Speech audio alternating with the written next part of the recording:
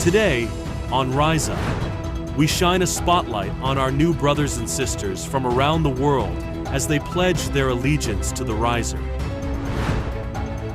Next, the righteous Lady Layla takes us into the story of Prophet Joseph, an exploration of faith, trials, and divine wisdom. Then, Sister Klaudia explores the question, are men truly superior to women? A powerful discussion that challenges assumptions and sparks reflection. And finally, we close with James Pollard uncovering the roots and reality behind the corruption of Islam. This is Rise Up.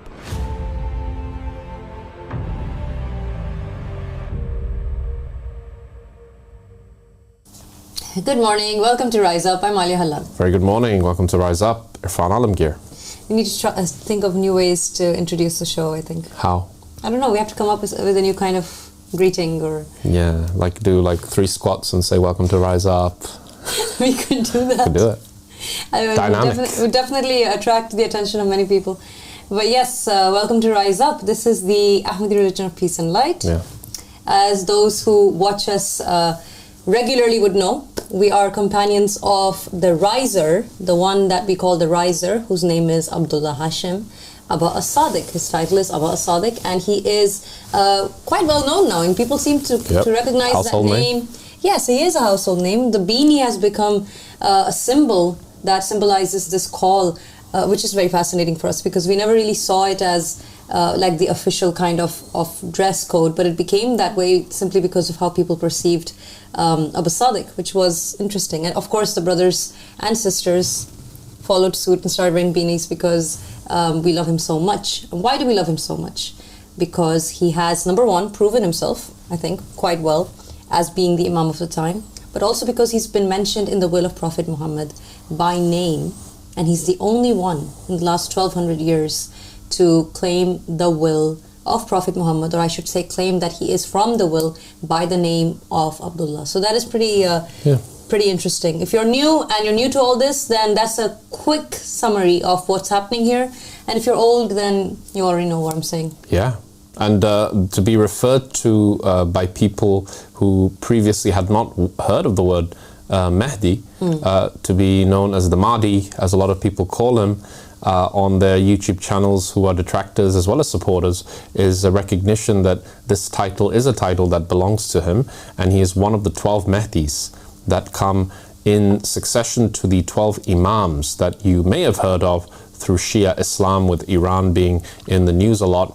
And since kind of the focus has been on Iran since 2003, people are becoming more and more aware that within Islam there were also different sects, different belief systems, different theologies, and the story goes on. You know, there is no cutting off of a divinely appointed vicegerent. It doesn't end with Jesus, Moses, Muhammad.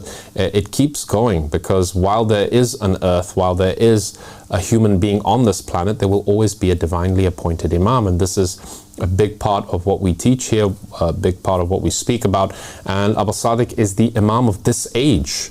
So just as Imam al-Mahdi, Imam Ahmad al-Hassan, they came now in 2025, if someone were to ask you who is the Jesus of this day and age, who is the Prophet Muhammad, peace be upon him, and his family of this day and age, you would have to say it is Abba Sadiq Abdullah Hashim, the second Mahdi. Yes, it's pretty clear, I think, from the videos, from the lectures, from the Goal of the Wise, from the Mahdi's Manifesto. And yes. This is a religious movement, as we've mentioned. So it's not just a lifestyle choice or something that you do every now and then. It's not just a call to meditate or to live in a spiritual way, whatever that might mean to someone. This is an actual movement. There's a dynamic process going on. There's something where people are contributing and supporting and making it grow and expand, and they're doing it because they see something real in it. And I think that as time goes by and as the diversity increases and as we see our brothers and sisters growing in number around the world, the light is shining pretty brightly. And it is not something that is calling towards calling for violence. It's not something that's calling for oppression in the land. It's something that's calling for the absolute opposite of that, for unity and harmony and peace. So it would make sense for it to be supported by those out there who are also standing for the same ideals. And that is why we're beginning our show today with this breaking news that there are a couple of articles that have been released in Bitter Winter. Yes. In order to defend the call and to shed some light really on how it is sometimes perceived very wrongly by those who seem to have it in for the religion and seem to really want to say something nasty about it. Yeah, and Bitter Winter, of course, being the online journal of an academic journal where new religious movements are discussed, as well as other topics related to religious movements. And this is somewhere where professors from all over the world, they contribute articles to it, and it's coming up on our screen at the moment. And you can see there it is an article that has been written by a lady called Rosita Suarte. Is that how you pronounce the name, Alia? It's an Italian name, so I'm not sure if I can remember how to pronounce it. I thought I'd throw you under the bus with me. But Sariti? Something like that. But the title is very eye-catching, isn't it? It says AROPL, meaning the Ahmadi Religion of Peace and Light, and the rise of New Age anti-cultism, which is a very fascinating phenomenon that Rosita and those in her group who are from those professors who actually visited our headquarters before as well, they are commenting on, and they're actually so for those who might not be aware, let's set the backstory here. Let's give a bit of backstory. So we've got these professors who are professors of or sociologists of religion, for example, like Massimo Introvini, he's a sociologist of religion.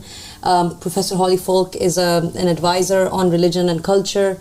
And these individuals, why are they so interested in studying the Ahmadi Religion of Peace and Light? It's because this is their field. Their field is new religious movements. It's understanding how society perceives what they call cults, what even a cult is. This kind of study. And the articles are basically exploring the fact that there are people who get very aggravated by groups of people believing in the same ideal. They start calling them cults, quote unquote. And they have this idea of what a cult would be.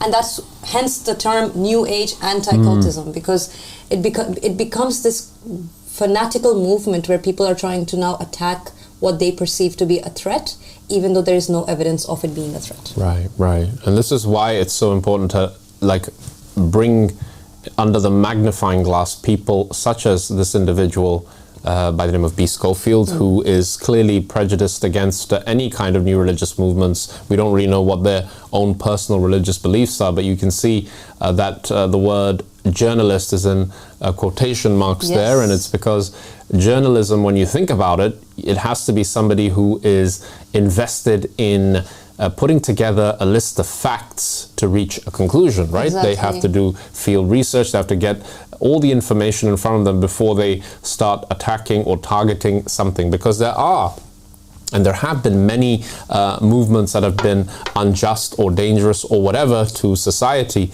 but then there are also those individuals who put on the label of a journalist, and then they shoot around like a western where they just gunslinging Wild everyone. West kind exactly. of stuff, yeah. This is something we cannot have. And now to analyze this person and their background and their clear prejudice against religious movements and maybe perhaps religion in general. I mean, relying on tarot cards and Akashic, God knows what, to glean information and then use it to attack and smear somebody is not journalism at all, is it? So would the point of journalism be to try and isolate issues in a person and try to paint it in a way where it looks very scandalous? That doesn't sound like journalism. Would it be to take information that is random and try and piece it together into a story that isn't true, so that you can try and convince people of a narrative that, again, aligns with a lot of negativity and hostility? Is that journalism? Absolutely, it's not. Okay. This methodology that's being applied by B. Schofield in the article, as we see, the article is speaking for it. Go ahead and check out Bitter Winter and see the articles for yourselves to see what Professor Rosita is actually saying about that.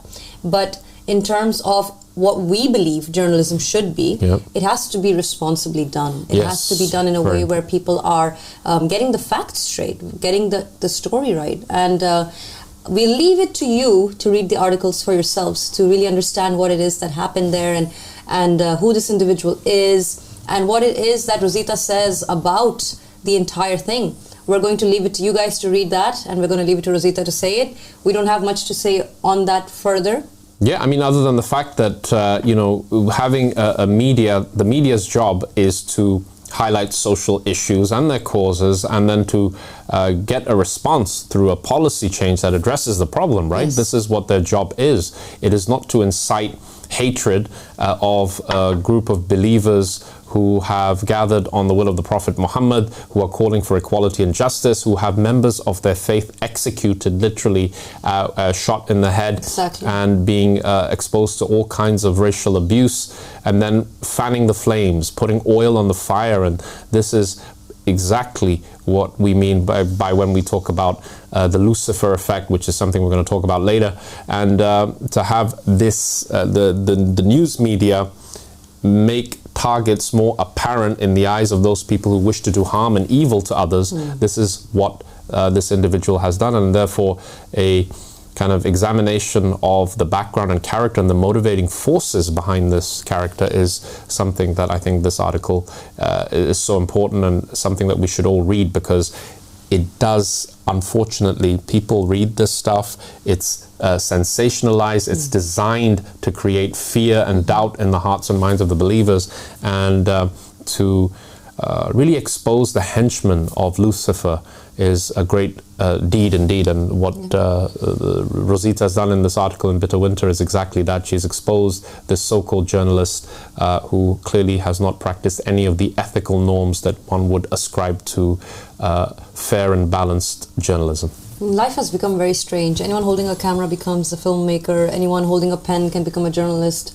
It didn't used to be like that once upon a time, was it? No, it wasn't that easy to just put a title on your collar. I mean, put a stethoscope on, you turn into a doctor these days, I guess. It's quite a frightening world we're living in right now. Yeah, it's a sign of the times. I don't know if credentials even matter anymore. But there is one credential that does matter, and that is the will of Prophet Muhammad, yes, where the name Abdullah is very clearly written, and the fact that he has claimed to be that Abdullah, and the only individual to be claiming that, stands alone when it comes to a pillar of religion. This in and of itself, it's not even a pillar, it's the actual religion itself, it's the foundation of religion, because from it comes and upon it rests everything else. Yeah. So that's in terms of our first little headline of the day. Yeah. Yep, do check it out. It's online. Bitter Winter is the name of the journal, and certainly something that I'm going to be reading and really digesting. Very interesting articles. Yeah, absolutely. Very fascinating stuff.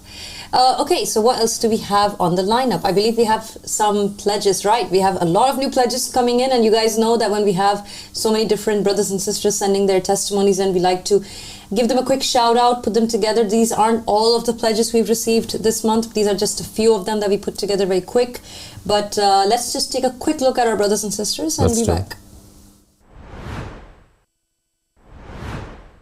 So today I take this step with the hope that my life will be better, and we all will live in this world, and that in the hereafter as well, and we will be together in goodness and Por este testimonio vivo, por este testimonio muero, y por este testimonio seré resucitado si el Padre Celestial así lo quiere.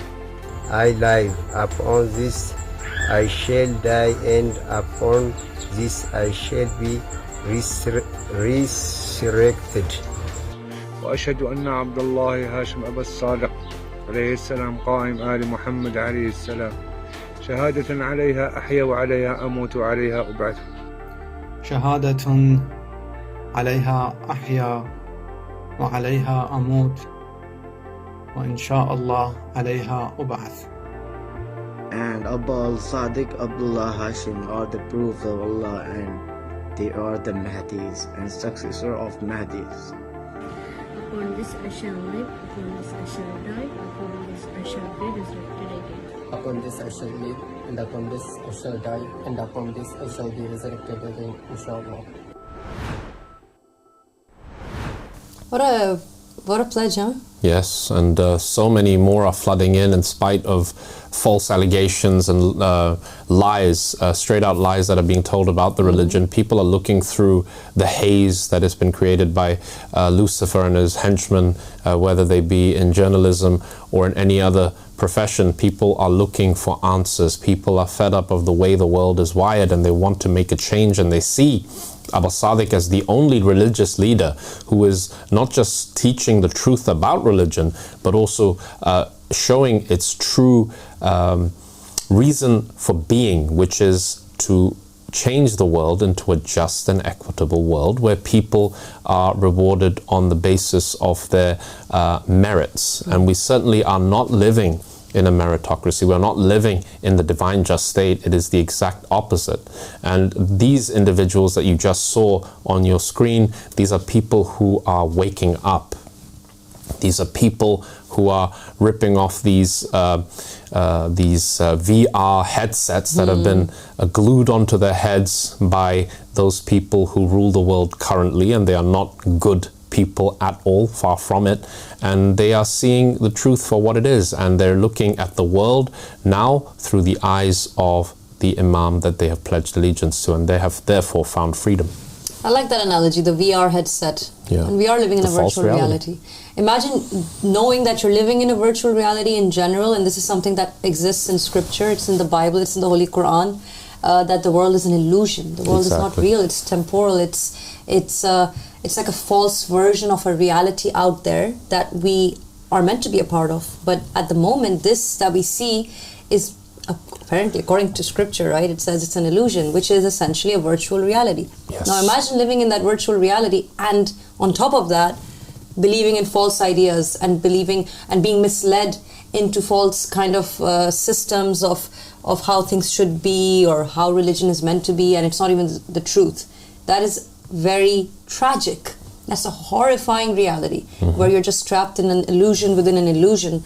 No one would want that. Yes. No one sane would want that. No true human being would want that. A true human being would be happy to know what the truth is, even though it might be a bit difficult, and it is sometimes quite difficult. I think getting that headset off can be a painful process. Yeah, it is a very painful startling process. Definitely. And it takes a lot, to look at if you've been perceiving the world in a certain way for 10, 20, 50, 70 years, and then suddenly saying that there is something wrong, and then you're looking for the light, you're looking for something that doesn't make sense. When you turn your head, you see that there is an aberration almost, there is something that is not making sense, and now there is a man who stands up and he says that I call you to the supremacy of Allah, to the supremacy of God, and not to the supremacy of man or man-made systems that are designed to create pain and discomfort and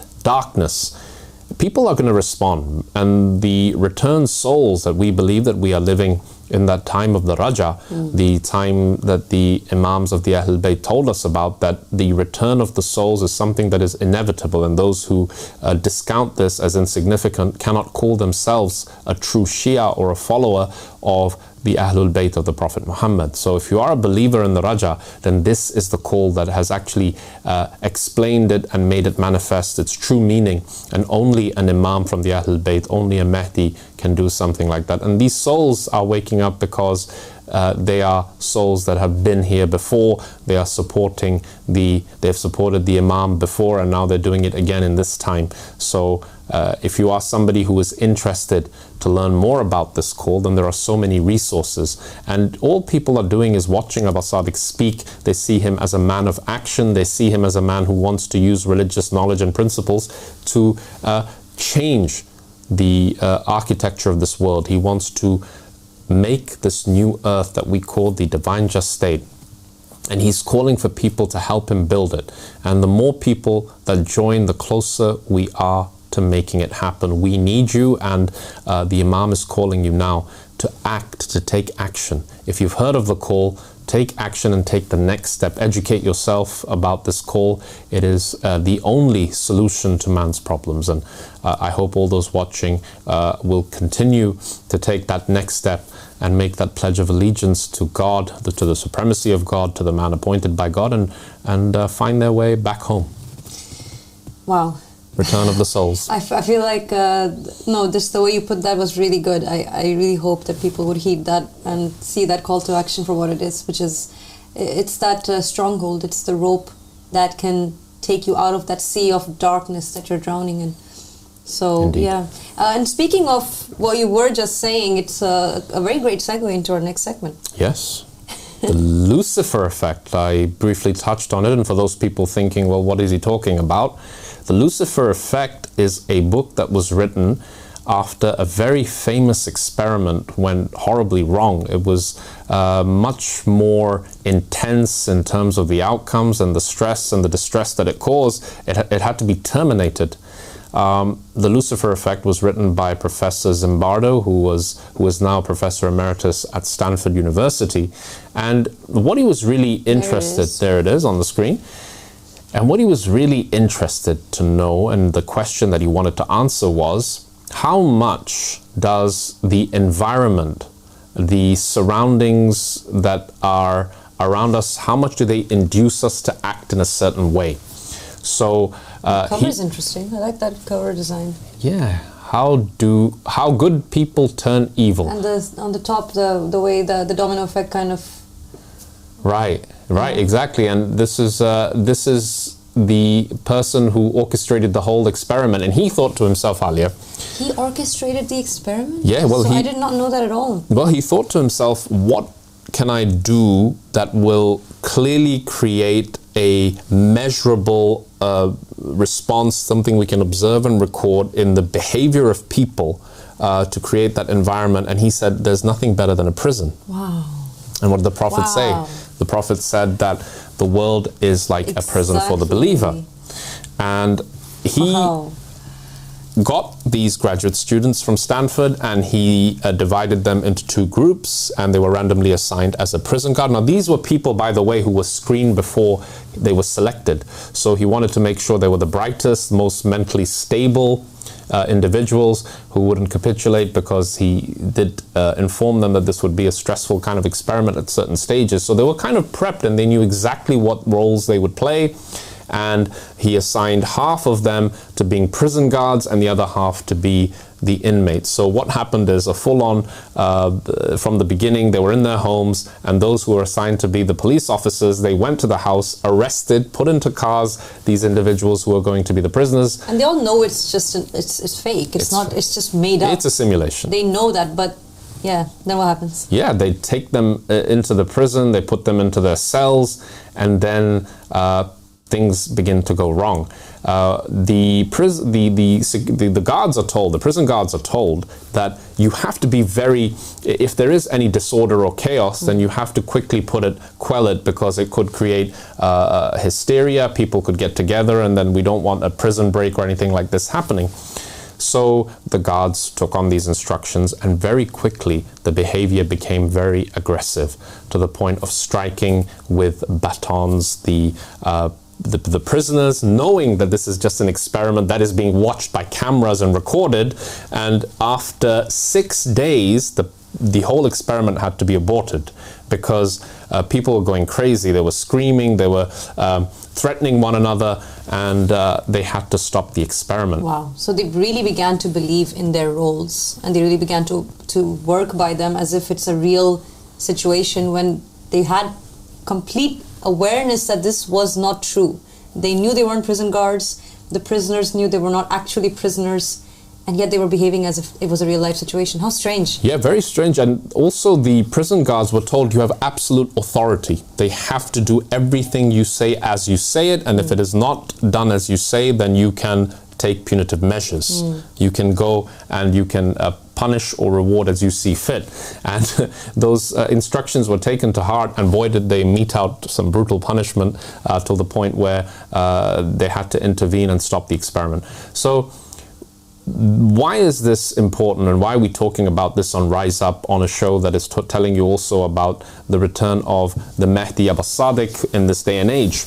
Well, what it's about is that there is a system that has been created, and this is where we go into the Gnostic elements of religion, where an angel has been getting a lot of the headlines recently by the name of Azazel, and that Azazel means the Azizullah, the one who is close to Allah and implements his will. And he was tasked with the mission of building the physical universe. Yes, for those people who are in doubt, this is a heavy truth and a bitter truth. But even within mainstream religious scriptures, especially in Islam, they say that Iblis, or Abalis, which is another name for the devil, before he transformed into Lucifer, the evil one, the fallen angel, he was so close to God, he had acquired so much power from God, he became so godlike that he was the one chosen to carry out this instruction of God. And he built systems in place that were designed to keep the light trapped inside. Now, when he became evil and God wanted to take him to task for disobedience in not prostrating to Adam, he said, "Give me respite till the day that they are raised, till the day of the rise," and God gave him the time to do his thing. And remember the promise that Iblis made. The devil said that I will come to them from before them, from their sides and from behind them, and I will stand there on the path that leads to you, and I am determined to lead each and every one of them astray, except the mukhlasin, except the sincere ones, the truly sincere ones who seek you and only you. And he therefore built a matrix, a simulation, a world in which evil thrives. He put into place systems of media and journalism, as we discussed here, those who lie and spread and propagate lies in order to create hate and social disorder. He also put into place economic models and systems that exploit the environment and that create inequality.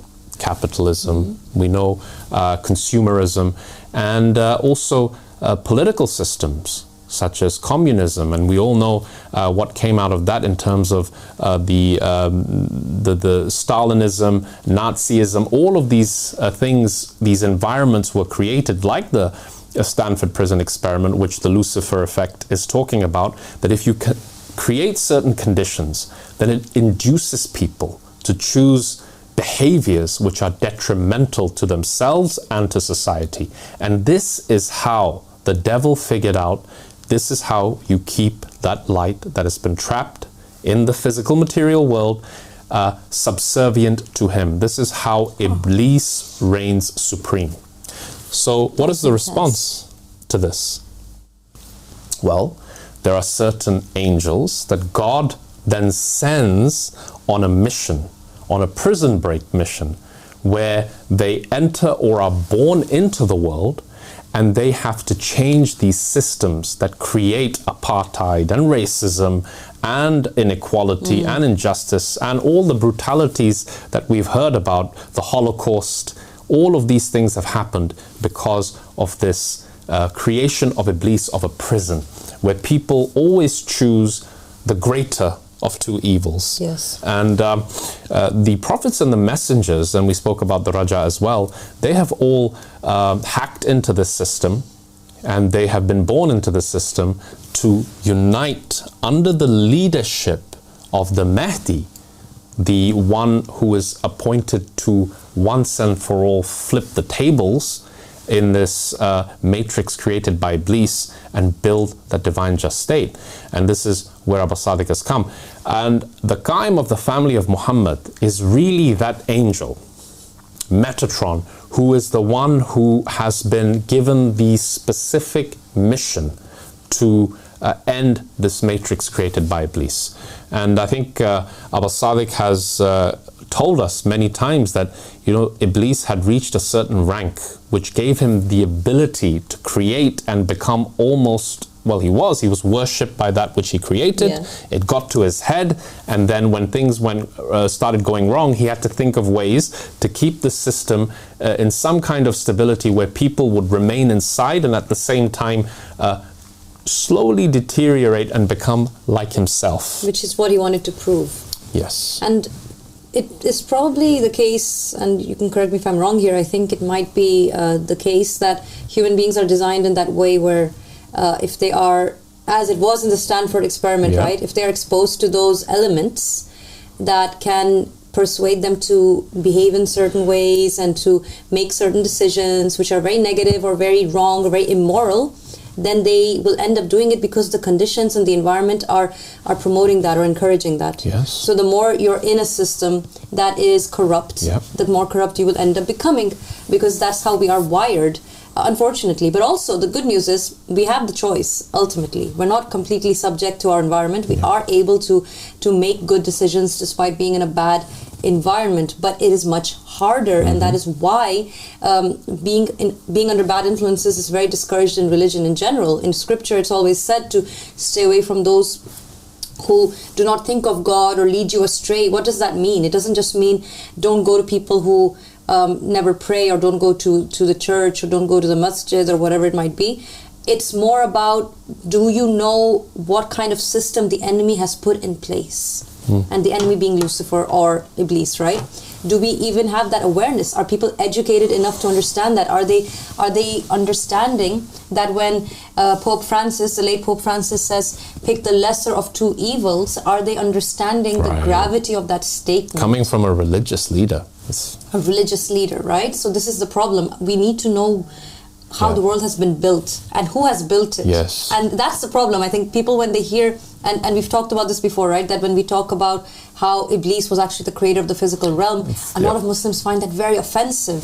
But just look around you and tell us who has created this society, who has created where everything this world. rots and dies. And everything is so bad and evil, and what disturbs me more is to know that those who are offended by the idea that Iblis has created the physical realm are very quick to believe and assume that man is inherently evil, that man is somehow just going to create systems by accident that are so bad and so evil and so corrupt and so selfish. But the truth is, human beings are not that evil. They're actually very good if they're given a chance, which is what God was banking on when he said to Iblis that my servants will not follow you. Exactly. So God is banking on that. Iblis is saying no, they will, because he's trying to wire us the wrong way. Yeah, and by creating the perfect conditions, and by the way, the taking over of the religious institutions is a huge part of it. I mean, this must have been the number one step, is to infiltrate the religious order of the different world religions. It's like the evil plan of a mastermind, like egomaniacal maniac who's really thought about how he can get into the heads of people. Start with religion. Start with religion. Right. And just as the Imam Ahmad al-Hasan, the first Mahdi, also mentioned in the will of the Prophet Muhammad, stated that if the salt is corrupted, then everything is corrupted. And the salt of morality, the moral fabric of society, are those people who teach religion.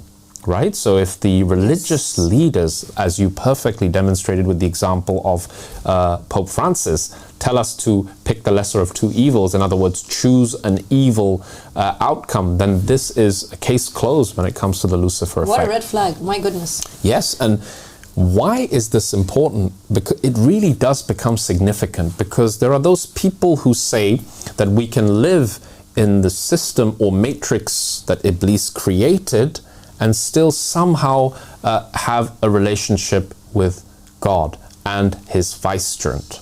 You see, we are very fortunate to recognize that it is possible to maintain some kind of a connection with the dawah, with this religion, but to live in an environment that is constantly polluting our souls because we have no other option, right? Wow. We're still plugged into the matrix. We are still at risk that any minute something could happen to us that keeps us locked in this prison of Iblis's making. So the best thing that you can do is to recognize that you're a human being, that you are subject to certain external environmental influences which have been proven through many different studies and social experiments, that you can fall, you can follow the crowd if you are connected to people. I mean, how many times have we said that, show me the 5 closest people that a person hangs around, and I'll show you the person, the man themselves, because you become like those that you are really around. Right? This is an absolute fact that we can all attest to in our lives. So pick your friends wisely and those that you hang around with. But if you are in the system, if you are in the system of Lucifer, then you are always vulnerable. Yes. And this is why we say to those people that follow this step-by-step progression until you are living in the community of the Imam, because suddenly some force that you did not anticipate or expect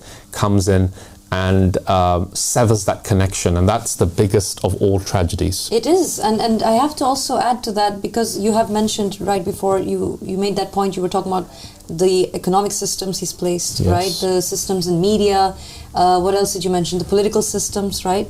And these systems are all kind of geared towards doing something very sinister and very insidious. And what is that? It is to isolate the person. Yes. And to teach the person to live for themselves. Precisely. Right? And that is not the natural way of a human being. Yes. That is how reptiles live, right? Reptiles and snakes, they don't go around taking care of one another and living as herds of mammals do. They're designed, or they're made in nature to kind of just fend for themselves. They're predatory. Yeah, God wants Human beings us... aren't meant to be predatory. Right. But God wants us to live in these divine communities. I mean, this is the only protection, right? Even within the Buddhist religion, it says that they have the 3 jewels, which is the proof of God, which is the teachings, like goal of the wise, but the third thing, he said, without this, the entire religion will break down. He said it's the Sangha, the gathering of the communal living, the community of believers. It has to be. Right? Because then what happens? So if you're living in a system, or in a world, or in a society which has the Lucifer effect happening in it, this matrix, and you are telling yourself, no, I'm a good person. Yeah. Let's be really brutally honest with ourselves. Are you actually living for other people? Are you able to? Because you can't. You can't wake up in the morning and your goal is taking care of other human beings, because you don't even have anyone to connect with. You just have those who you are surrounded by. And as much as that is a good thing, are they like-minded? Are they under the same banner as you? Are they the ones who are also living for other people? And they cannot be if their Imam is not advocating for that. And most people out there are not living in that way. Yes. And it is an unfortunate fact. This is not a way of discriminating against people who are not believing in this religion. This is just a fact of the matter, which is most religions today, most mainstream religions today, are not advocating for community and building bonds and growing together under the banner that says allegiances to God. In fact, this is the only community that does that. And that's why it is so dangerous. If you're out there and you're living in an isolated way and you're saying to yourself, I'm going to be disconnected, I'm not going to live for other people, but I still hope I'm going to be a good person. We hope so too, but at the same time, the Stanford experiment seems to be quite, it's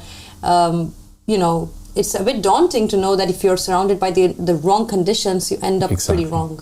Yeah, no, you definitely do, and you're vulnerable. And this is why we're saying that, really, really, what is the take-home message from all of this is that if you have found or heard that there is a person who is claiming to be the Mahdi and the successor of Moses, Jesus, and the Prophet Muhammad in this day and age, that kind of individual that has been promised in all world religions, and you see merit in his arguments, and you're like, yes, he is the only religious leader who is talking about the issues that affect society and how we can affect change in this world, and you've reached this point that you're like, yes, he is the one. Then you have to take that next step. And every single prophet and messenger, they had communities of believers. People came and lived with him, they supported him, they were obedient to him. That hive has to be created, right? It has to be. That hive is where that colony lives together in proximity, in physical proximity with one another. There's not just like 3 or 4 bees here, 3 or 4 bees here, because the hornets are coming. They are there, and they are surrounding the hive. Yeah, and a single bee is an easy meal, by the way. And you know how the bees fight against the hornets? Exactly. They jump and they have to do it together. They have to do it together, and this is what we're calling for. Yesterday we had Brother Sherwin on the show. We did. And he was talking about his own experience, his own journey, and there was something he said that really struck me. So this is a brother who's been writing poetry about the call, and his poetry and his rap songs really depict how much passion he has for the truth and how much love he has. And he knows a lot of what the religion is about. But he said, it wasn't until, and he was saying this yesterday, he said, it wasn't until yesterday that I realized I do have a connection with God. And what he was referring to was his meeting with Abu Sadiq. And it was a physical meeting where he came up to him and he shook his hand and he hugged him. And he said, that was the moment where I knew that I can have a relationship with God now because I know his messenger. So can you imagine that? He wasn't even aware of that. And that is the thing about knowledge. When it falls into the heart, it is a true knowing. And he realized he didn't know before.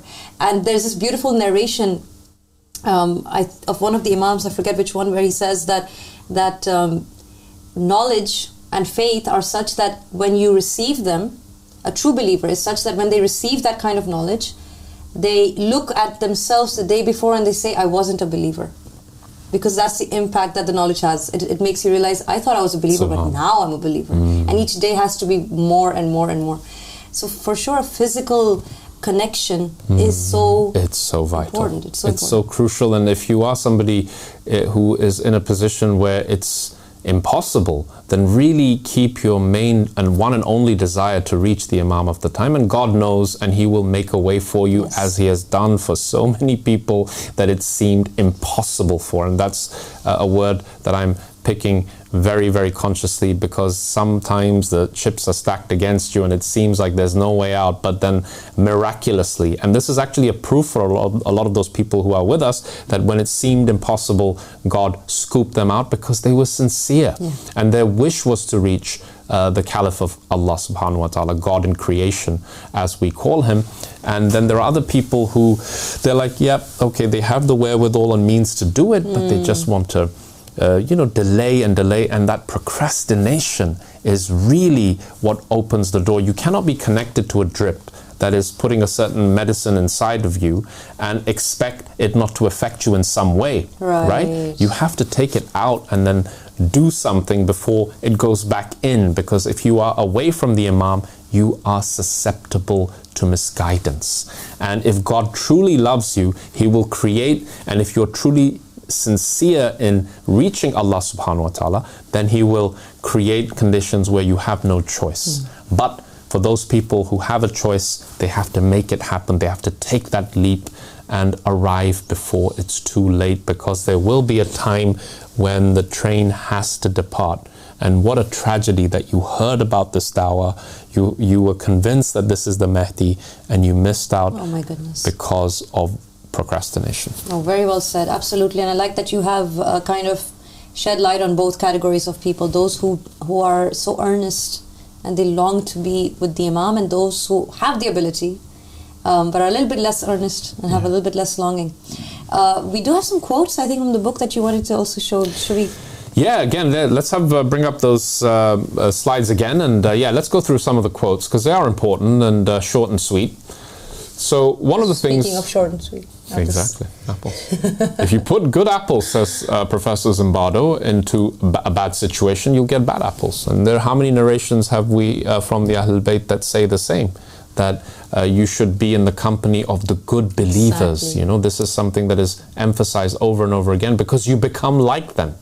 And being in a negative state, being in a negative environment where there are people taking all kinds of drugs, for example, then you will adopt their behaviors and mannerisms. People who are materialistic or selfish, or who care about how much money they have in their bank accounts or which car they have that year. It's all distractions. Good. Let's go to the next one. This one, Alia, do the honors. The line between good and evil is permeable, and almost anyone can be induced to cross it when pressured by situational forces. That is so... SubhanAllah. Yeah, wow. You know, like that is... if that's not enough to humble someone, you know, because it's true. It's so true, and this is literally what Iblis said. Yeah. When he said to God, I will lead them astray. This is what he was trying to say, which is that it's so easy, right, to cross over, and I'm going to make sure that they slip from the Sirat al-Mustaqim or the straight path. Yes, exactly. And look, you're not going to be able to beat Iblis in his matrix that he created. You're not going to be able to overcome him. He is too experienced at doing this. The only way that you're going to escape and save yourself if you enter that impenetrable fortress that the Imams of the Ahlul Bayt said, that those who have entered into that cave of sanctuary, that cave created by God, that fortress made by God, where it's La ilaha illallah, you have to enter through one of its conditions, which are the Imams of the Ahlul Bayt, which are the companions of the will of the Messenger of God. Only once you are in that fortress are you safe from Iblis, because if you're not inside, then you are outside. You are connected to the matrix made by Iblis. You're in a spider web, basically. Absolutely. It's like the, speaking of cave, because you said cave, and it reminded me of the sleepers of the cave. Yes, absolutely. They had to vocally establish that they are not with the current system that was tyrannical, that was anti-God. And they had to do it despite the fact that it was very dangerous for them. This day and age, it's not the case. You can walk around in different countries and actually proclaim your religion, which is a beautiful privilege, and it's supposed to be that way. But back in the day, it wasn't always that way, and even today it's not that way in many places. But in the case of the sleepers of the cave, they were actually these youth that stood up and said, we refuse to submit to the tyrant that was usurping the throne. And they put themselves at risk, great risk, to the point that they had to run and hide in a cave that God inspired them to hide in.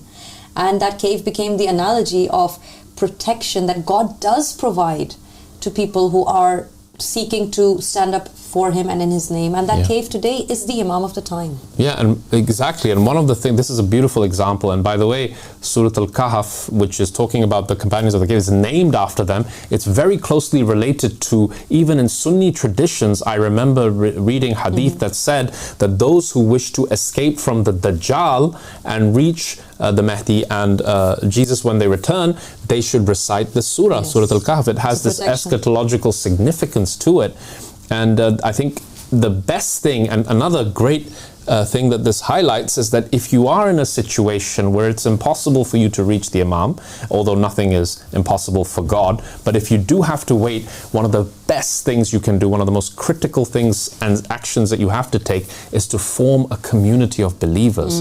At least move into an area, if you are capable of, to be around other believers. Absolutely. Right? Great advice. It's so important. And a lot of times the people out there who do believe will reach out to us and say, hey, I'm thinking of living together with some other believers that are in the same city.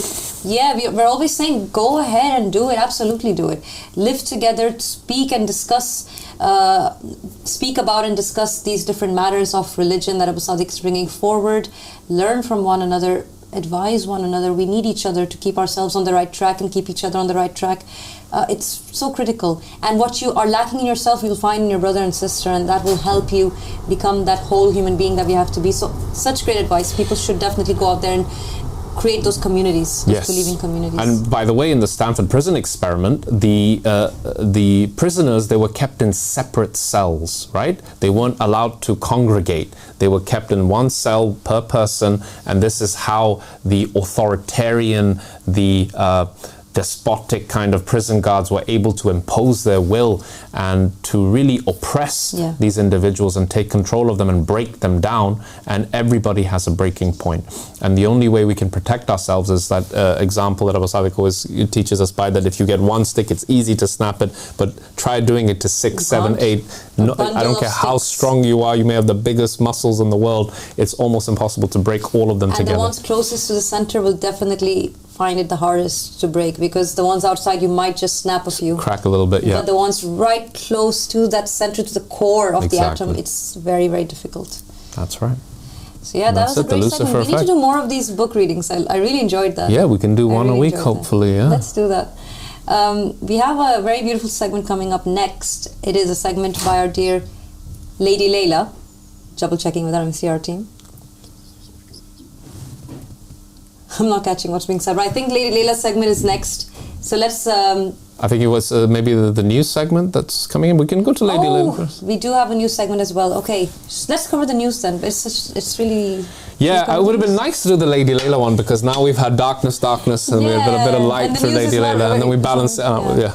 Let's go for the Lady Layla segment next. Let's play the Lady Layla segment. Let's God inspired it.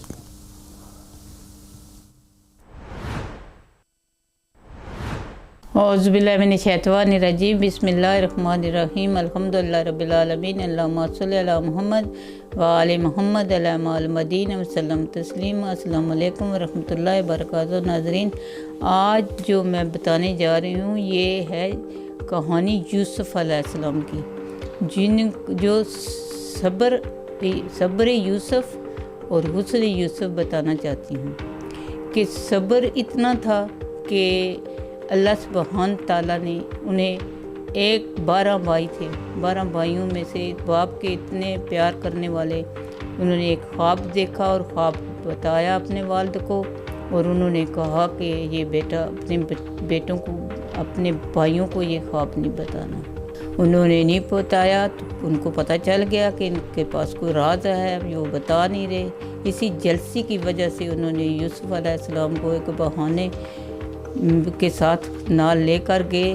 جب وہ بکریاں چرانے کے لیے لے کر جاتے تھے تو انہوں نے یوسف علیہ السلام کو اتنا مارا کہ ان کا جو ہے، بعد میں ایک بھائی نے کہا کہ انہیں چھوڑ دو، ان کا مطلب تھا کہ ان کو مار دیں گے، تو انہوں نے کہا ان کو کنویں میں پھینک دو، یہ جو ہے آپ ایک وہاں پر کوئی قافلہ آئے گا نکال کر لے جائے گا۔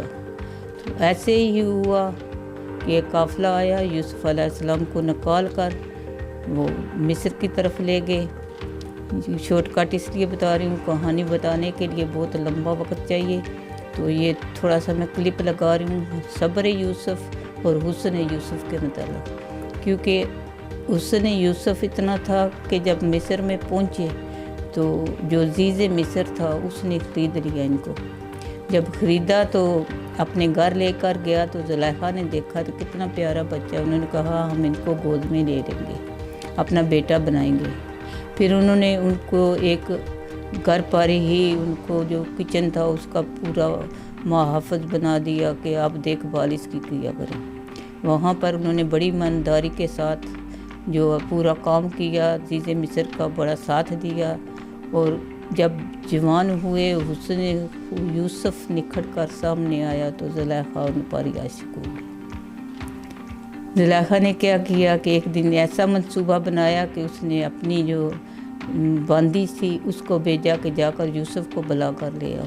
حضرت یوسف علیہ السلام کو پتہ تھا کیا ہونا ہے، راستے میں گزرے تو ایک بچہ رو رہا تھا، ماں اس کو اٹھائے ہوئے تھی، تو انہوں نے کہا کہ مجھے پتہ ہے تم کیوں رو رہے ہو، میں کس کام کے لیے جا رہا ہوں۔ جب یہ کہہ کر گزر گئے بچہ چپ ہو گیا۔ جب وہاں پہنچے تو اگر زلیخا کی نیت خراب دیکھی، گھبرا گئے۔ جو ساتھ باندھی تھی وہ دروازے بند کرتی گئی اور یوسف علیہ السلام کو زلیخا جس کمرے پہ بلایا تھا وہاں پر لے گئی۔ پھر کیا ہوا کہ اللہ سبحانہ تعالیٰ کی طرف سے جو فرشتہ آیا، وہی آئی، اس نے کہا یوسف بھاگ، اس دروازے کی طرف منہ کر کے بھاگ جا، دروازے اپنے آپ کھلتے جائیں گے۔ ایسا ہی ہوا، دروازے کھلتے گئے، یوسف بھاگتے رہے۔ جب آخری دروازے پر پہنچے تو عزیز مصر کھڑا تھا۔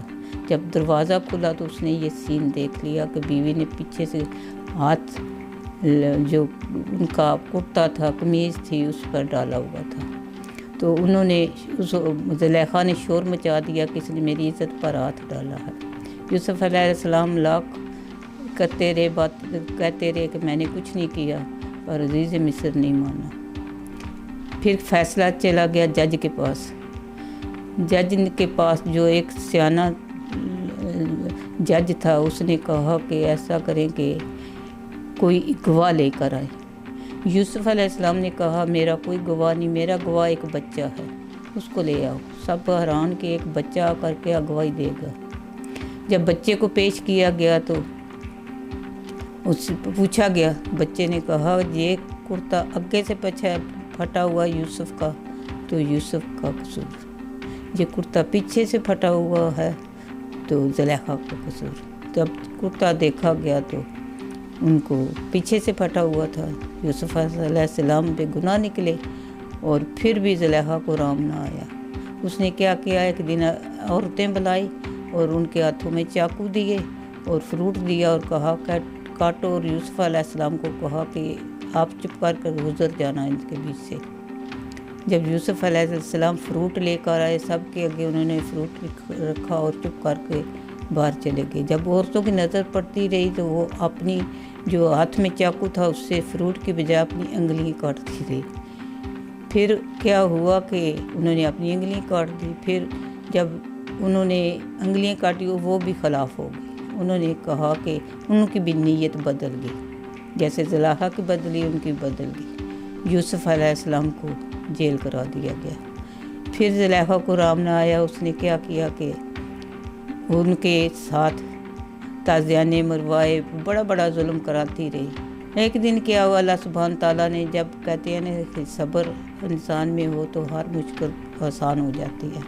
خواب میں جو انہوں نے تبلیغ دی تھی اپنے قیدیوں کو، ان میں سے 2 قیدیوں کو خواب آیا۔ ایک نے کہا کہ میں نے خواب دیکھا کہ میرے سر پر پرندے بیٹھے ہوئے ہیں۔ دوسرے نے کہا کہ میں نے خواب دیکھا ہے کہ میں انگور کا جوس نکال رہا ہوں۔ تو حضرت یوسف علیہ السلام نے کہا تم اسی عہدے پر بہرحال ہو جاؤ گے جہاں سے تم نکالے گئے ہو۔ تو جو دوسرا تھا اس کو کہا کہ تم سولی پر چڑھ جاؤ گے۔ ایسے ہی ہوا، اس کو سولی پر چڑھا دیا گیا۔ ان پرندوں نے آ کر اس کے گوشت کھانا شروع کر دیا جیسے اس نے خواب میں دیکھا تھا۔ ایسے ہی وہ دوسرا تھا، وہ عہدے پر جب بحال ہوا تو یوسف علیہ السلام نے کہا کہ میرا اپنے جو بادشاہ ہے اس کو میرا سلام کہنا۔ جب وہاں پر آیا تو وہ بھول گیا۔ ایک دن ان کے بادشاہ کو خواب آیا۔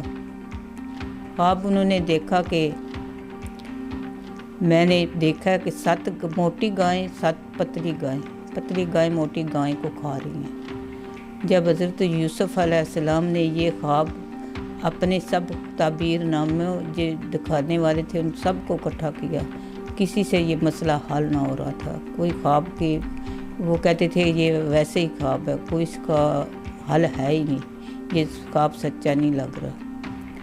تو انہوں نے کہا کہ اس جو جیل میں سے جس کو خواب آیا تھا کہ میں انگور نچوڑ رہا ہوں، رس نچوڑ اس کا نکال رہا ہوں، اس کو یاد آئی کہ مجھے تو یوسف علیہ السلام نے کہا تھا کہ ان کو بتانا، اور یہ خوابوں کی تعبیر تو وہ بتاتے ہیں۔ جب اس نے اپنے بادشاہ سے بات کی تو انہوں نے کہا کہ جاؤ لے کر آؤ ان کو۔ وہ خوشی خوشی گیا، حضرت یوسف علیہ السلام سے کہا کہ بادشاہ نے آپ کو بلایا ہے۔ انہوں نے کہا میں نہیں جاؤں گا، کیونکہ مجھ پر تو بہت بڑی تہمت لگی ہوئی ہے، وہ بھی عورتوں کی، تو میں ایسے نہیں جاؤں گا جب تک وہ عورتیں گواہی نہ دیں کہ میں بے گناہ ہوں۔ پھر وہ واپس آئے، پھر انہوں کے بادشاہ نے حکم دیا کہ ان عورتوں کو اکٹھا کیا جائے اور ان کے جو زلیخا کو بلایا جائے۔ سب اکٹھے ہوئے، زلیخا کو بلایا گیا، عورتیں بھی آئی۔ انہوں نے کہا کہ سچے سچا بتا دو کہ تم نے جو تہمت یوسف علیہ السلام پر لگائی تھی سچی سی یا جھوٹی تھی۔ انہوں نے کہا ہم نے زلیخا کے کہنے پر کیا تھا، اس نے کہا تھا تو ہم نے یہ تہمت لگائی تھی، یہ جھوٹی ہے۔ کچھ بھی یوسف علیہ السلام بالکل گناہ پاک ہیں، انہوں نے کوئی گناہ نہیں کیا۔ زلیخا بھی مان گئی کہ میں نے بھی ایسے ہی کیا، میں عشق میں اندھی ہو گئی تھی، پیار میں اندھی ہو گئی تھی، میں نے یہ الزام لگائے۔ انہوں نے ان عورتوں کو زلیخا کو جیل میں پہنچوا دیا اور حضرت یوسف علیہ السلام کی طرف پھر بھیجا کسی کو کہ جا کر کہو کہ جو تم پر الزام لگا ہوا تھا وہ بری ہو گئے ہیں۔ تو اس لیے انہوں نے جا کر ایسے ہی بتایا کہ آپ پر جو الزام تھا وہ بری ہو گئے ہیں، آپ وہ عورتیں جیل ہو گئی ہیں اور آپ بری ہو گئے ہیں، آپ آئیں۔ وہ ان کے ساتھ آئے اور آ کر انہوں نے پوری گواہی دی، اور پوری گواہی دے کر انہوں نے کہا کہ آپ جو ہے بے گناہ ہیں۔ پھر انہوں نے کہا سارے تعبیر والوں کو پھر بلایا، اس بادشاہ نے بلا کر سب سے پوچھا، کسی سے یہ مسئلہ حل نہ ہوا۔ پھر یوسف علیہ السلام سے پوچھا تو یہ اس کا کیا حل ہے، جو 7 موٹی گائیں اور 7 پتلی گائیں پتلی موٹی کو کھا رہی ہیں۔ انہوں نے کہا تعبیر بتائی، انہوں نے کہا اس مصر پر بہت بڑا قہر ہوگا، وہاں پر جو بارشیں نہیں ہوں گی، بہت سی چیزیں جو ہیں وہ خراب ہو جائیں گی، اور زمین جو ہے وہ ریاول نہیں کرے گی، نہ فصل ہوگا، تو اسی لیے 7 سال تک یہ قہر رہے گا۔ انہوں نے کہا اس کا حل تو کچھ ہوگا۔ یوسف علیہ السلام نے کہا بالکل اس کا حل ہے۔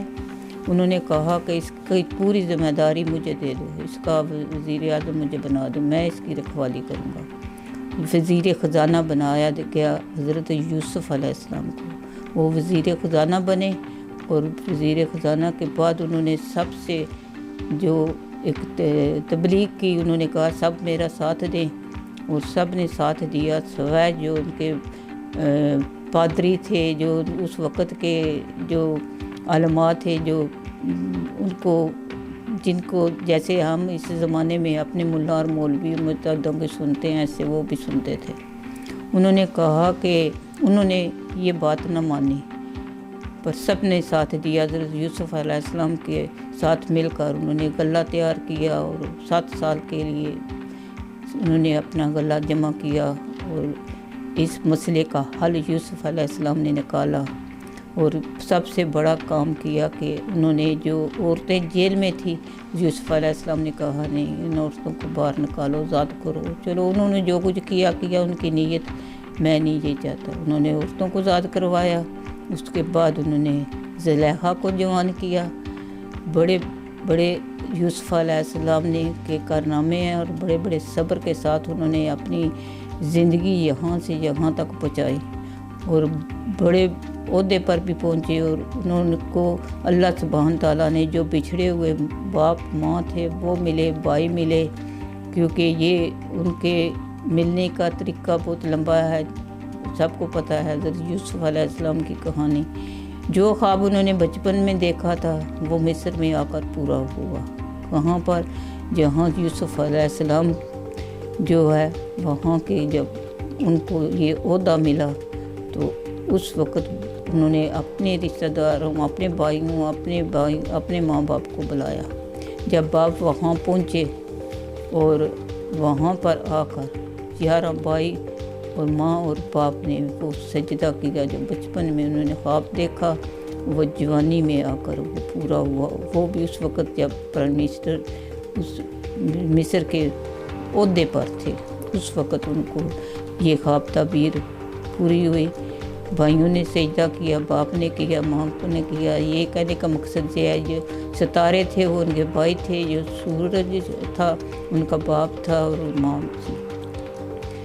اسی لیے ہم یہی بار بار کہتے ہیں کہ جو دنیا کو ہم آج بتا رہے ہیں عبداللہ ہاشم ابا صادق علیہ السلام کے متعلق، کہ یہ دنیا کی روشن کرنے کے لیے اسی لیے آئے کہ یوسف علیہ السلام جیسے انہوں نے کیا تھا، ایسے ہی عبداللہ ہاشم ابا صادق علیہ السلام دنیا کو تعلیمات دے رہے ہیں اور صبر دکھا رہے ہیں، اور ہر چیز جو ہے دنیا میں کہہ رہے ہیں کہ کیا ہونے والا ہے، انہوں نے بھی تعبیر بتا دی ہے، کیونکہ یہ حضرت یوسف علیہ السلام کے خوابوں کی تعبیریں بتاتے ہیں اور سچی ہوتی ہیں۔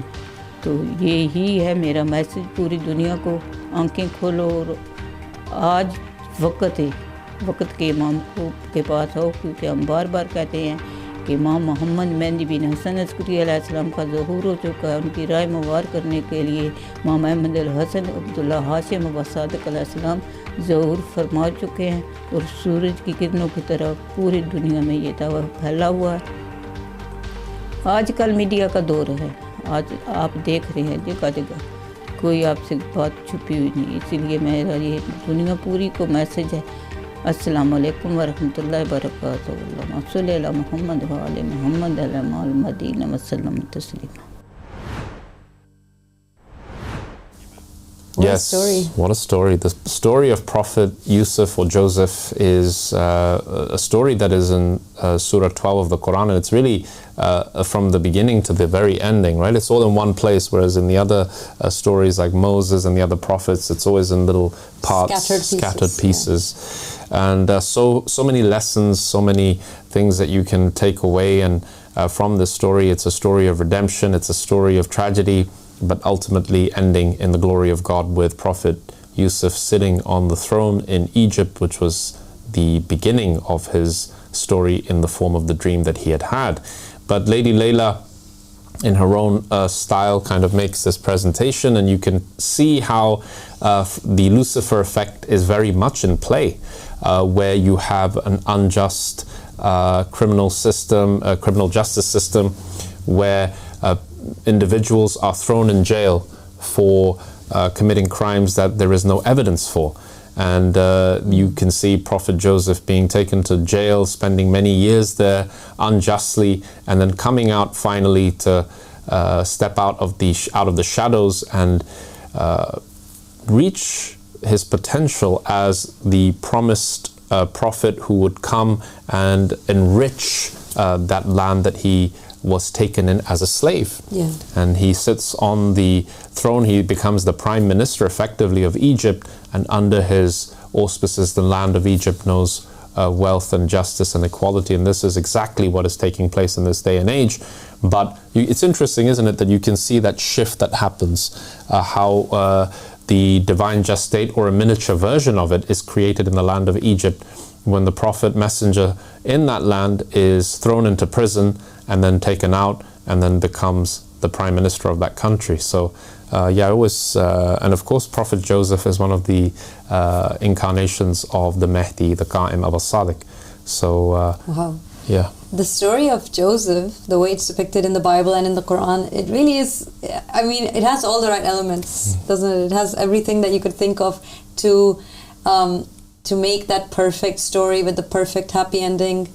It has drama, it has thrill, it has comedy. That's why they've done tragedy. So many motion pictures and serials really about this, right? There's a whole series on it. You know, there are movies on it. DreamWorks did a piece on it as well, and it is a very beautiful story, but there are so many lessons in it. I think that something that is a very marked part of the story, but people kind of just, you know, it goes over their heads.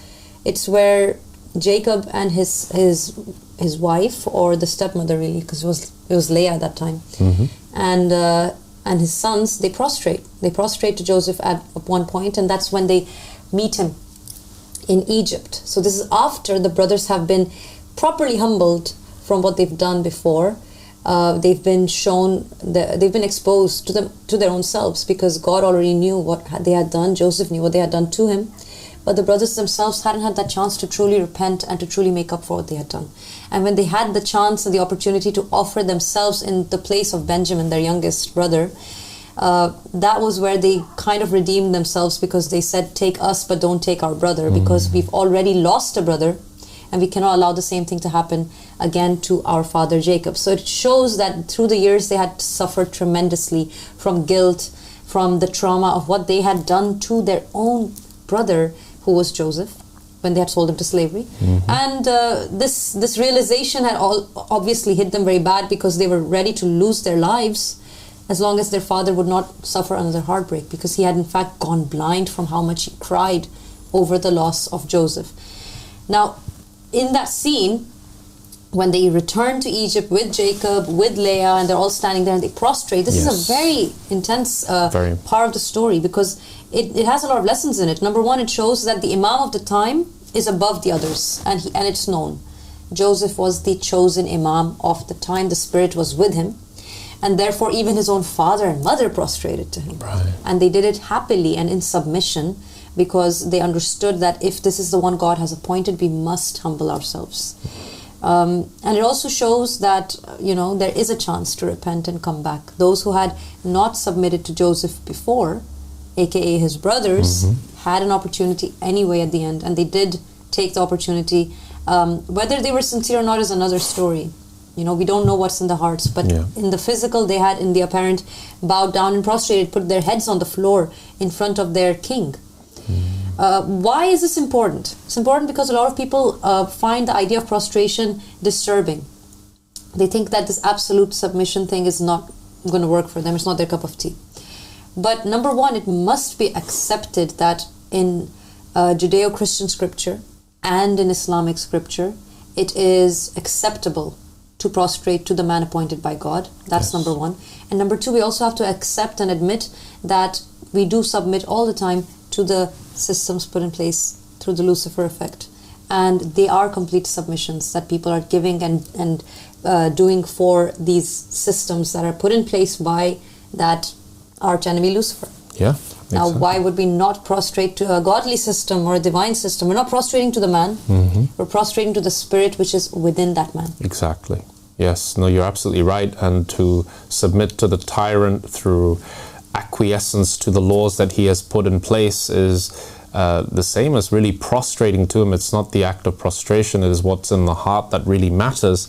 And as you can see, the brothers of Joseph, they bowed down along with his father Jacob and the mother of Joseph, Rachel, to fulfill the dream and the vision that he had at the very beginning of his hero's journey. Leah. Because Rachel had passed away. Ah, okay. I stand corrected. And this is where you have to also recognize that you are on a mission and journey also to find the Joseph of your time and to make that pledge of allegiance through a complete submission to God, because Joseph has the Spirit of God with him. In making submission or prostration to Joseph, you are actually making a prostration to God. He is the Qibla, he is the Imam of the time, and he is the one who is transmitting God's will. And when he talks to you and when he shakes your hand, it is the hand of God in creation. And Abba Sadiq's story in this time is very much because the first incarnation that we really became aware of was Joseph, the person who reaches that rank after going through so many trials and tribulations. It really is a story of a sequence of catastrophes, from family drama and infighting to his brothers' jealousy and envy and polygamy, and it's what that does. Of the polygamous nature of his father, of their father and mother's relationship. And wow, because he was the son of Rachel, right? And there's so many aspects to it. And then he goes through and he holds on. He has been protected by God. It says in Surah Yusuf, it says that it is God who was predominant in his affair, but most people don't know. Wow. And it is exactly the same in this day and age, that now Abba Sadiq is getting closer and closer to reaching that throne and deposing Lucifer, which is his mission and task. And just as he did before in Egypt thousands and thousands of years ago, as the son of Joseph, he is now on the march to do the same exact thing. And when he does do it, we will know the divine just state and the Luciferian state will collapse like the Tower of Sauron. That's such an incredible realization, isn't it, that Joseph has returned and he's here once again, and it's absolutely beautiful. And I think it's extremely humbling as well that, as you mentioned, that really touched me, where you said that God was predominant in his affair. He was the one who was leading the whole thing. He had a plan. God had a plan. But if you read the events and you don't have those spectacles on that help you see the plan, if you don't see God's hand in everything, then my goodness, what a horrifying story that was, and what a horrifying ordeal that Joseph had to go through. As a young child, he was thrown by his own brothers into a dark, cold well, where he was all by himself, little child, lost, knowing that he's hated by his own blood and flesh and blood, and now he gets sold into slavery by them. And slavery back then it's not being given a job opportunity. I mean, this is it. You are owned by other human beings who would do God knows what to you, and they did. They would treat the slaves very, very terribly, obviously. Sold into slavery and then taken all the way to Egypt, away from his homeland, which was Canaan or Canaan. And then he goes and he is in the house of Pharaoh, and then he ends up accused of something he hasn't done, and then he ends up in prison, and it's meant to be for a certain time period, but it gets extended. It's very difficult. Like, my goodness, what a lot of trauma that must have been. But God had a way to save him and preserve him from all the suffering that he was going through, and he ended up on the throne at the end. Yes, and I think a very pivotal turning point in the journey of Prophet Yusuf, and I think it's definitely worthy of contemplation and bringing it up quickly now, is because when he was in prison, and Joseph is, of course, the prophet of dreams. He is an interpreter of dreams. This is something that he is famous for.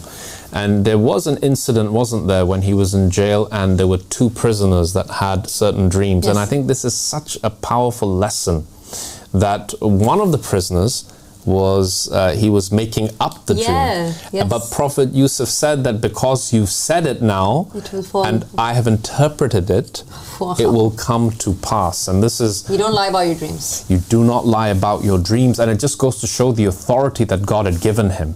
That even if somebody is making up a vision, which he then tells to the prophet of his time to say, I had a dream that I was crucified and there were birds eating from a basket on my head. And in the end, Prophet Yusuf said that this will happen, that it will happen that you will be crucified, and there will be birds that will eat from your head. I mean, this is something that he made up as a test. And he was like, at the end of the interpretation, he said, well, I never even had this dream. He said, it shall be done. And now. it was. And it was. It did happen that way. Because that's, as you said, Joseph had the ability to interpret, but also that interpretation would then manifest. Yeah. And this is quite a gift, but this was something that he had as the current Spirit of God in that day and age. And it shows how serious dreams are, and how serious the matter is, that if you do have a true vision and you want it interpreted, just be very careful about what you say, because people do sometimes lie in order to, because what was the intention of this individual? To show Joseph as a false prophet. But now Joseph has interpreted the dream, and now it has to happen, because this is now a proof that he is the vicegerent of God. So yeah, be very careful about your dreams, and the interpreter of the dreams is Joseph returned, and his name in this incarnation is Abdullah Abu Sadiq. Absolutely. Dreams have a very big part, I think, a very significant part in our religion. We used to have a segment on Rise Up where we would have people telling their dreams. Yes. We should go back to that. That was a really interesting segment. And I think it is necessary. Dreams are very symbolic, and we do not know their interpretation on our own. That's why you go to the Imam and you ask him to interpret it for you. Some are pretty obvious and clear, but most of the time they need to be interpreted by the master of dreams, which is the Imam. And I was also thinking, Ali, about the fact that the whole journey of Joseph begins with a dream. Would he have been able to endure these horrific things that happened to him as he was a young boy, being thrown? I mean, imagine being thrown into a well. That's going to break a few bones.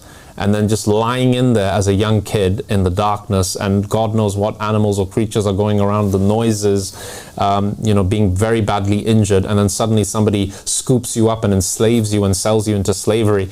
And all of these things happening, one thing after another, not seeing your mother and father, being away from your family as a child.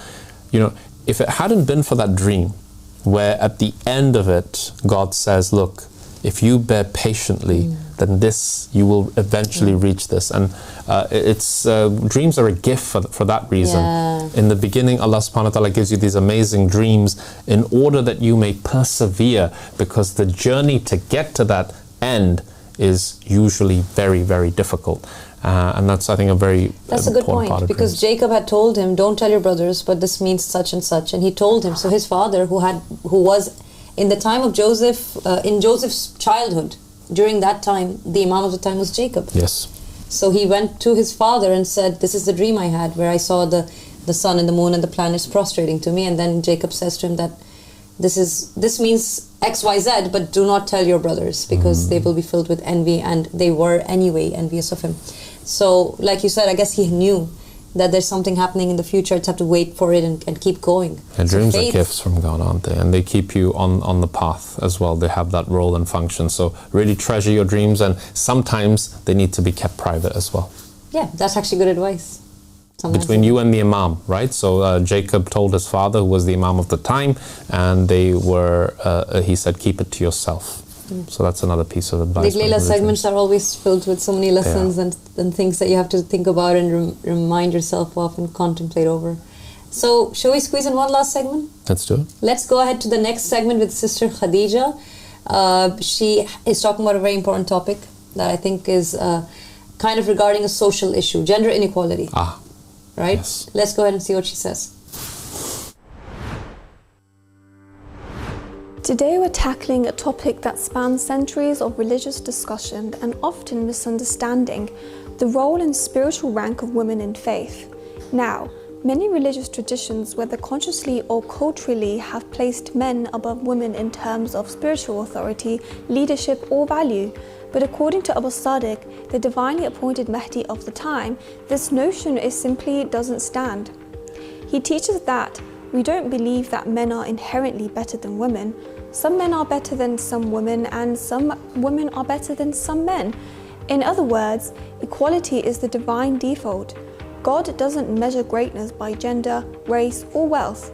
He measures it by piety and faith. Let's take a deeper look.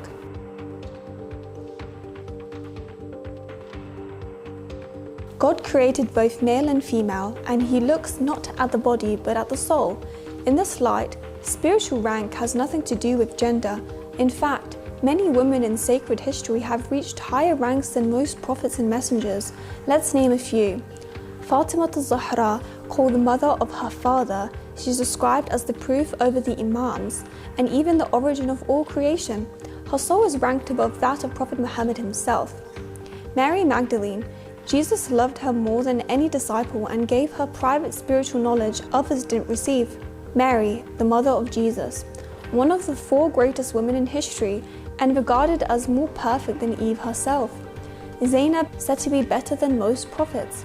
These examples clearly show spiritual greatness transcends gender.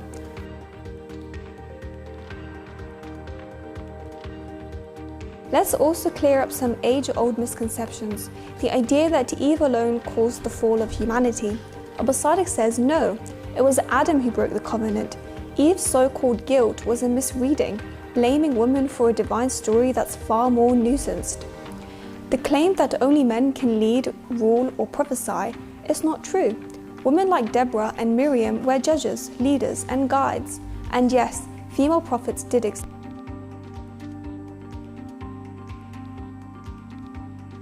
Now let's talk about gender roles in society. Abu Sadiq explains that things like men inheriting double were based on historical roles, not value. Men were expected to provide financially, hence the difference. It was a system of balance, not superiority. However, he also warns about the end times, a period where the natural order is reversed. Men being feminized, women made masculine, men wearing makeup, all signs of spiritual confusion and societal breakdown. Still, this isn't about controlling gender expression. It's about a return to clarity, humility, and divine order.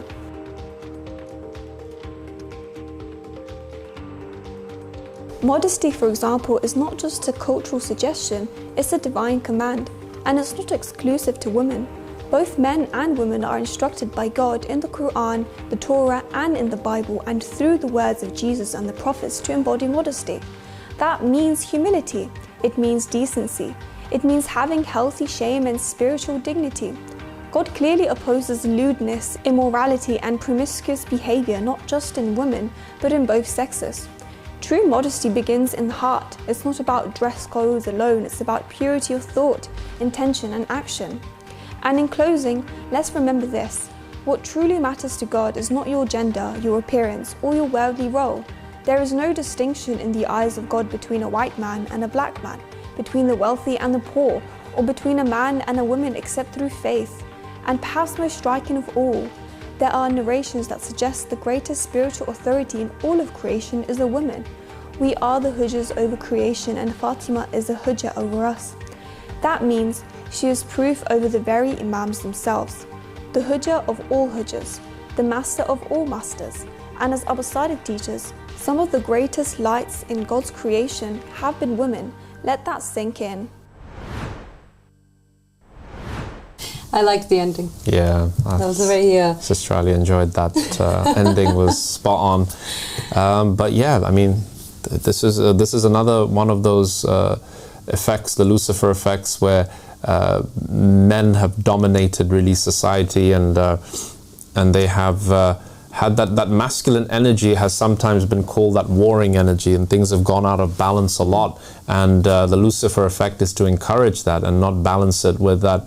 With the feminine energy, which is very much needed, and it is a big part of a lot of religious traditions where there is this balance between the yin and the yang and the other such things, where you have these competing forces in nature. But some of the greatest believers, some of the greatest individuals who have walked on this planet have been women, and Abu Sadiq and the Imams from the Ahlul Bayt have made that very apparent over and over again. Yeah. I don't think people realize the impact of the damage that it can cause when you just make it the understanding, the general understanding that some people are inferior and some people are superior. Yeah. It's a very weird kind of setup. But as much as people might say that's not the case, it really is. If you are part of, especially in this day and age, unfortunately, even mainstream religions, and in fact, especially mainstream religions, they have this idea and this notion that women are inferior to men.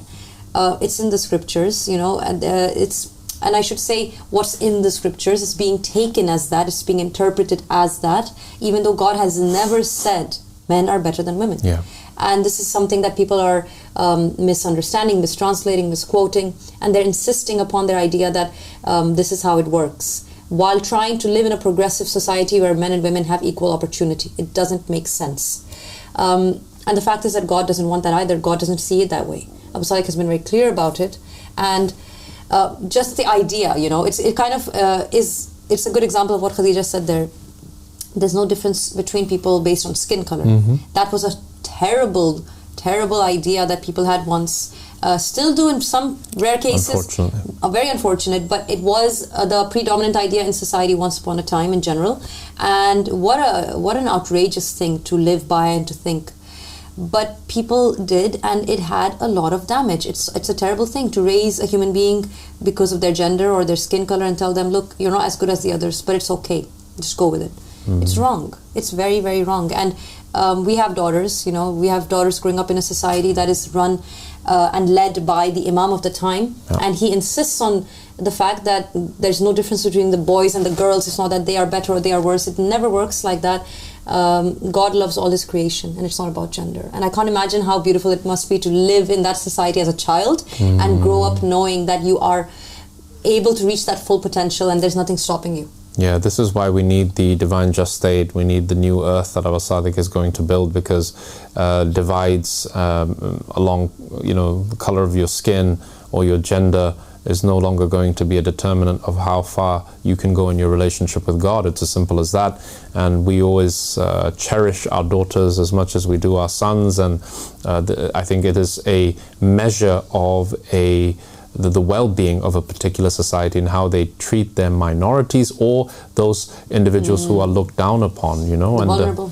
Exactly. And you'll see the most backwards, the most horrible places to live in the world are those places where they subject women to horrific crimes on account of them being women, or they pay somebody more money just because their skin is white versus brown or black, and this is something that desperately needs to change, and it is completely unacceptable in the eyes of Allah subhanahu wa ta'ala. Yeah. It was a good show today. Thank you, Ali. Thank you, Dr. Irfan. Thank you for tuning in, and I guess we can wrap it up now. Yep, let's call it quits for now and back again tomorrow morning. Absolutely. Assalamu alaikum wa rahmatullahi wa barakatuh.